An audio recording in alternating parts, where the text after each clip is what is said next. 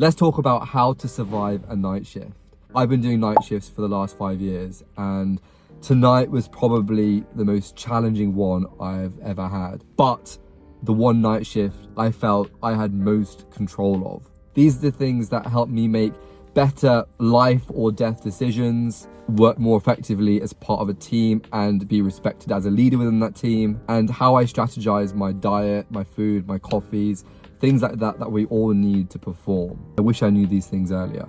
I've just finished a 12-hour shift on the acute medical unit, also known as AMU. I was the only doctor on the ward for 56 patients.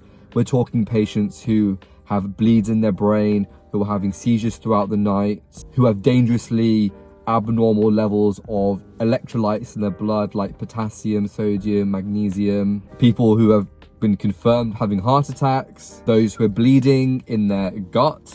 I worked from 9 p.m. last night until 9:30 a.m. this morning. Okay, let's go.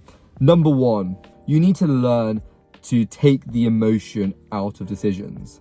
Now, I'm not saying don't be compassionate, because to be a doctor, you have to be compassionate. You have to connect with your patients, and they have to believe that you truly care about them, and you have to truly care about them, otherwise you shouldn't be a doctor. I've got multiple patients who, if they don't get that treatment within a certain space of time, they will die. They need their medication, they need their review. Side by side in one of the bays, I had a man who collapsed earlier on in the day, and when he came into hospital, they found that one of the valves in his heart, which allows blood to flow through the heart, is very, very closed. They say it's stenosed. So when the heart's pumping, blood can't get through properly. So he collapsed when he exerted himself. The blood doesn't circulate properly to the brain. But in hospital, when he came in, blood tests showed that his calcium, magnesium, and potassium were all dangerously low, all things that could kill him. And he was on a cardiac monitor, because these electrolyte disturbances can cause your heart to go into an irregular rhythm and then make you die. It is very dangerous. And then the man next to him came in because over the last few days he was feeling generally unwell.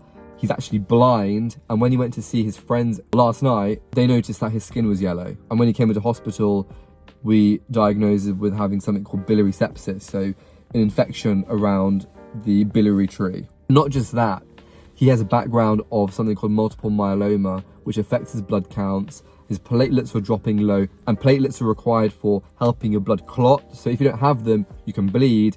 And throughout the night, his levels are dropping and dropping, whilst the infection was also making him more unwell. That's just 2 patients, and I've got 56 patients on the ward. And then a nurse in the other bay is calling me saying that her patient's blood pressure has dropped. So I've got to be able to make quick, objective decisions by asking people the right questions to get the information I need. That could be asking the patients the questions, that could be asking the nurses the questions, asking the nurses kindly to do things that can help me, and then ultimately prioritizing in the order of who is most likely to deteriorate more quickly or has a more serious condition that needs correcting quickly. And to be honest, that comes with experience. You become more comfortable with all this chaos happening around you, casting an eye on people whilst doing something else. But you need to be clear, focused, and honestly just get on with the job. You don't have time to waste to really experience the emotions. Okay, sometimes you need to get something off your chest, but you need to get on with it and get through the shift. This can apply to anyone who works in night shifts or in a high stress environment. And that brings me on to the next point. Always have someone prepared to be on standby. Okay, in the hospital, yes, on that ward, I'm on my own, but I know that there is someone who's 1 grade more senior than me in the hospital available should I need him. So I can give him a call and ask for some advice. If I then really need help from a specialist, I know that I can call a consultant out of hours who will be at home, probably asleep, and I'll need to go through the switchboard and call their mobile and wake them up. But I know that they're available and they are paid for that time. So don't be hesitant to call them if you need them. In a hospital, don't take risks. Now, alongside this, you need to be making your own list. Making a list as I go along, my own list, when I'm seeing patients coming up, facing new challenges, writing things down, the details that I'll need so that it can jog my memory. 10 hours into the shift, it means that if I'm called back to see that patient, my list is up to date. And I know exactly where to pick up on. I'm not wasting time. Keep it in your pocket. Don't share it with anyone else. Don't leave it lying around. and then obviously put it in the confidential waste bin at the end of the shift. Now, the best bit is food and drink. Here are a few of my hacks. Okay, eat a good meal before you start the shift. That's important to keep your energy levels high. Take your break. Plan in your head before you actually take the break when you would ideally like to take the break, and aim for it. If you're doing a busy job like this, there is no natural time to take a break. You need to literally go and take your break and tell someone on the ward, I'm going to take my break. Planning ahead is key. Now, I'm not going to tell you what to eat. Eat whatever fills you up, gives you energy, and whatever works for you. On a night shift, I typically have a sandwich or a panini, something that I can get down in the cafe, it's warm. I often have a bit of a comfort food as well, like some crisps or a chocolate bar, because you need that. Now, caffeine. This one is controversial. This is what I do. At the start of the shift at 8:30, 9 p.m, I've got a flat white because that's a good amount of coffee.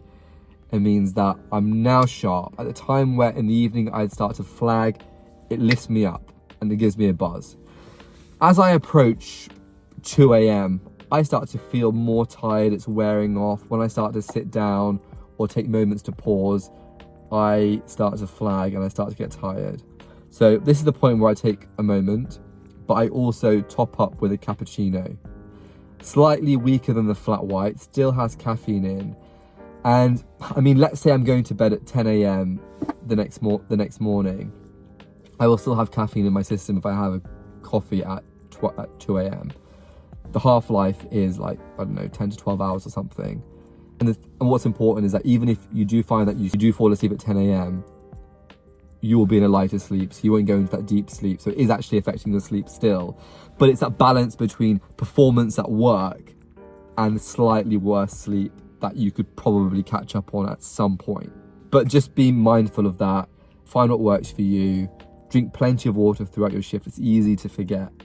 And whilst you're at it, offer to buy the nurses you're working with or the doctors you're working with a coffee as well. It boosts morale.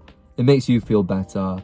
It makes them feel better. And you'll then probably work better as a team as well. On a similar point, in an ideal world, try to have your last meal before you go to bed after that shift 2 to 3 hours before you actually think you'll probably go to sleep. I have this habit of going home, eating food, and then going straight to bed.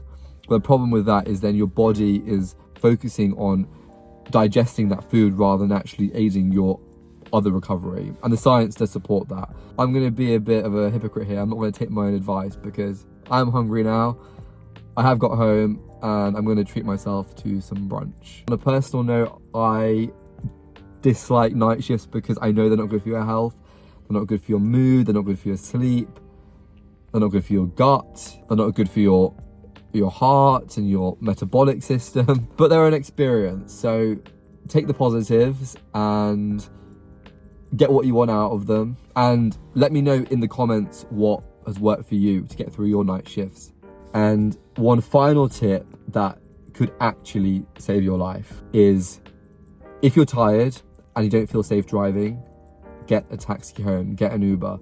It's not worth the risk driving. I had an incident a couple of weeks ago where I was driving home after a shift where I only finished at 10 p.m. Wasn't even a night shift. And my concentration wasn't 100%. I was tired and I was driving an hour home. I ended up being sandwiched between the lorry and one of the cones, knocked off my wing mirror, caused damage to my car. I was okay. I think the lorry was fine, but it wasn't worth the risk. And I know that there have been other night shifts where my eyes have literally been shutting, stuck in traffic. I've had to open the window, open and close it. Honestly, it is not worth it. If you've enjoyed the video and you want more tips on looking after your well-being, lifestyle optimization, I share a lot on my channel about my doctor life, but also my DJ life and how I bring the two together, then make sure you hit the subscribe button below because I'm bringing out so much more content. I actually made this vlog on screen here, showing you what it's actually like being a doctor and DJ, 48 hours in my life. And there are some special tips in that video too, so make sure you check it out. I'll see you there.